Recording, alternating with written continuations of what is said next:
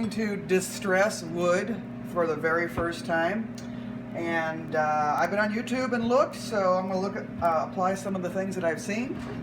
And first I needed a axe hatchet thing, and this is my husband's throwing axe, so I started here. I think it does a grand job of just chipping away and knocking off these edges. Oh, by the way, this is going to be like a large planter box for this larger table over here. Now this is going to get actually distressed in the same way if what I do over here works out for me. So, smaller project first. And all right. So you get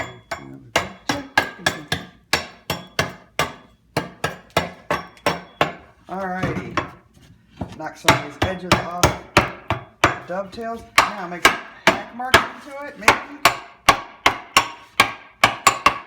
I think the deal here is make sure that you don't have a pattern. Alright. Alright, now the thing to do is make wormholes. Alright, so I'm going to make some wormholes.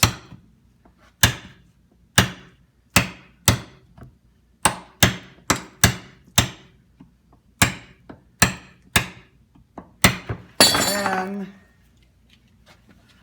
do some cutting in between, so he's kind of like just some gouges there.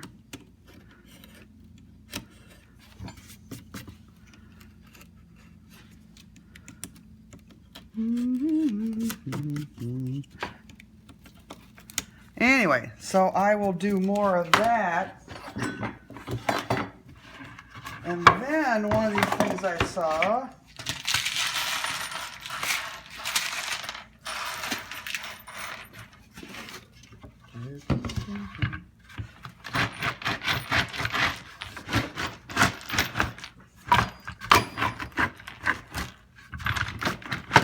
some of the people stood on these things. Oh, no, nice scratches. Yeah. All right. Nice scratches. Maybe a little more.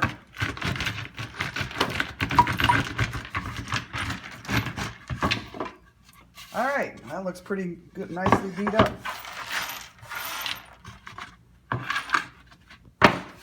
I'll sand it down a little bit, and I will come back later when I put the stain on. Welcome back. All right, I glued up the box after distressing it, put it together. I did make this box, if I didn't say that earlier. I used dovetails on the corners because back in the olden days, that's how things were done. After putting it together, I did distress it a little bit more. Used my orbital sander to do some creative sanding on it. I think the trick here, because this is the first time I've done this, is to not do a pattern of distressing. You want it to be very random. And also to know when to stop hacking and gouging, and that was kind of a hard call. So kind of like an artwork type thing going on here. I suppose it would be personal taste on how much you want it to look like something beat up. So that was done. But you really can't see it until you put the stain on. Now, in this case, because this box is pine, I used a wood conditioner. And the stain I used is from Minwax. It is red mahogany. The stain is oil-based, so the wood conditioner is oil-based. If I was using a water-based stain, I would use a water-based conditioner. So, after I put the first swipe of stain on, this distressing just popped out like crazy. I was amazed and really happy, actually. Finished that up. After that dried, I put a couple of coats of a water-based polyurethane on, because you can do that on oil-based stain, and it is done. So, I will now turn my attention to the table that this box will be sitting on and do these same techniques.